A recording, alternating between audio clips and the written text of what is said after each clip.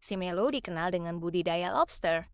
Salah satu pengusaha budidaya lobster di Kepulauan Kabupaten Simelu Aceh adalah Ibu Susi, yang merupakan mantan Menteri Kelautan Republik Indonesia.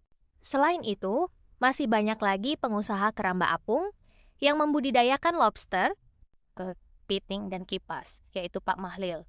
Di lokasi keramba apung Pak Mahlil, terbentang dua spanduk yang bertuliskan Binaan Lanal Simelu dan Politeknik.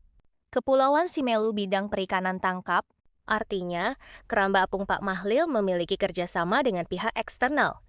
Jika Anda datang atau berlibur ke Pulau Simelu, jangan lupa mencicipi jenis makanan laut tersebut, rasanya dijamin enak.